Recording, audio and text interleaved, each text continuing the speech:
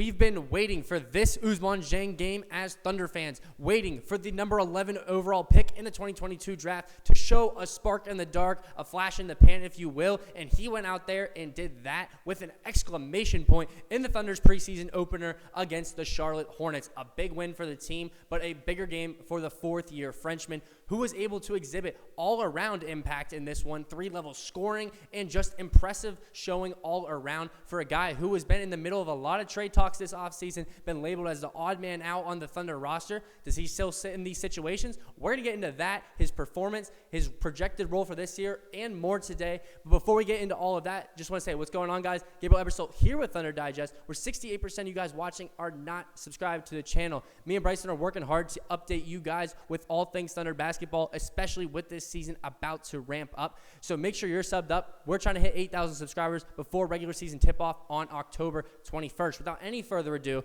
let's break down the preseason opener for the Oklahoma City Thunder. A strong showing for the team, and a lot of guys that we saw on the team last year, such as Aaron Wiggins in the finals, make a big impact. But then guys like Ousmane Dieng, who have been on the team for some time, who haven't had a significant role in years past, this is where they're going to get to show us, show as fans, show the coaching staff, show other teams around the league who may potentially be making moves, what they are able to do on the court. And Ousmane Dieng, well, he was able to do a lot on the court here tonight. This guy was able to create a big impact, play a big role in the Thunder win. We saw it was a very dominant win. The Thunder won all 4 quarters in this one. Blowout, 20-plus point win to start the season off right.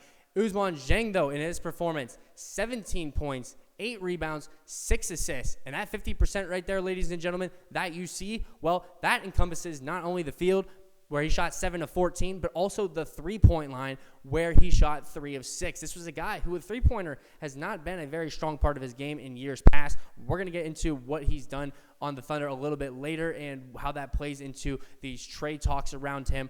But nonetheless, tonight, he was able to impact, like we saw, with 8 rebounds, with 6 assists. This guy was out there balling, hooping, whatever you want to call it. He was doing it to a very high degree tonight, and it was very impressive to see how he took control, especially in the first half. Looking at this guy's first half numbers, well, we see that in the starting lineup, he got 16 minutes in the first half, 2/3 of the court time. Only got up 6 shots, but he was efficient, making 4 of them, made both of his 3-point attempts in the first half. And then at this point, he's on triple-double watch, ladies and gentlemen, with 10 points, 5 rebounds, and 4 assists. He had a positive plus-minus and a steal as well at this point, playing some of that signature Thunder defense and chipping in on that side of the court as well. And as a Thunder fan, well, this is exactly what you want to see. This is very encouraging for a guy who has been a big question mark. Remember, 11th overall pick. This guy was drafted 1 spot before Jalen Williams was in the 2022 draft. He was drafted by the Knicks and then traded. Nonetheless, he's been a Thunder player his entire career, and this is finally, hopefully, starting to pay off some dividends. A guy who, we're going to look into it now, had a very stagnant role for a lot of his time on the Oklahoma City Thunder. You're seeing, for one, the games played. This is a guy who's been up and down on the main roster, settling in the 30s for the games played every season he's been there. His minutes have dropped every season since he started in his rookie year. We're talking from 14.5 down to 11 and then staying at 11, give or take. Last season, points have also decreased, going from 5 to 4 to slightly under 4. Field goal percentage efficiency as a whole has increased a little bit for this guy, but the field goal percentage is a little bit lower than where you want to see. And the three-point percentage sitting right around that 30 even, dipping into that 20s mark. A guy who has shown tools, has shown flashes, has shown ability, but hasn't really put it together to the point of being an efficient player and putting it onto the stat sheet and really putting that impact into the games. And this is a very positive step in the right direction to start. We're looking at the scoring of this guy, 17 points, 50% from the field, 50% from the 3. Speaks to improved shot selection, improved ability to get to his spots and know where he wants to shoot from, and confidence when shooting. Ousmane Dieng looked very well, very competent, and very good as a scorer tonight. We're also taking a look at these numbers. This is a guy who's averaging a pair of rebounds a game and also 1 assist. Taking a look once again at what he did tonight, 8 rebounds, 6 assists. Like, him stacking this area cannot be stressed enough. Filling up these areas on the stat sheet cannot be stressed enough, especially for his impact speaking to this season. A guy who is going to play any sort of load minutes for the Thunder, has got to be able to not be a liability defensively, has got to be able to chip in on the boards, has got to be able to move the ball along with the chemistry of these guys. You know that they're going to be whipping the ball around, and it's also funneling down to people like Dieng on the roster who are not such primary playmakers, but when you get them out there with the chemistry, the cuts, everyone knowing what they're doing, being on the same page, that extra summer has clearly helped him in the playmaking department on being on the same page department with these guys, and he was able to exhibit it tonight in the opener. Very, very good playmaking, 6 assists, and then chipping in on the boards as well. The three-point shooting is the biggest point of emphasis to me on the impact of how this is going to improve. We were not a great shooting team in the playoffs last year. We were top 5 in the regular season. We were bottom 5 out of the playoff teams in the playoffs last year.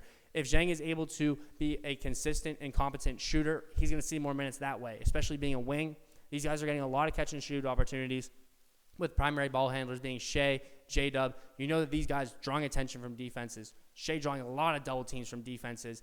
Ball getting moved around the perimeter. A lot of the times, it's settling in these three-point shooters' hands. If Dieng can be a three-point shooter, a three-point threat, it's going to earn him a lot more minutes on the court.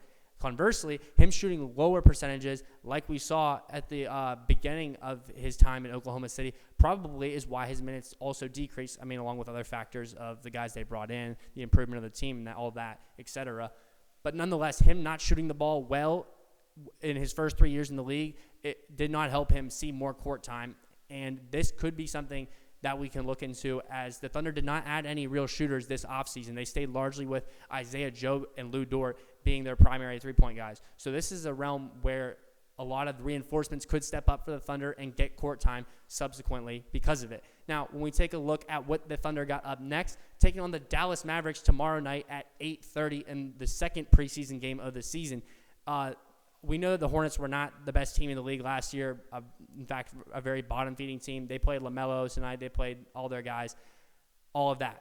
Matched up with the Mavericks, a very exciting team. Cooper Flagg is going to be playing in his first preseason action as a rookie, you know. So we're going to be getting up against some of these guys, getting new looks, fresh faces, and just, quite frankly, a little bit higher-level competition tomorrow night's action. So I'm very interested to keep an eye on Dieng and see how he does in this game coming up, especially now with a little bit more weight on his shoulders, the pressure of coming off of a good game to keep it up and contribute in that starting lineup the same way that he did in this one. So I want you guys to let me know what you see Dieng doing tonight and beyond. But as far as the last thing we're going to address today, trade talks. The Thunder made their stance on Ousmane Dieng crystal clear this summer. We all know how this is going to end.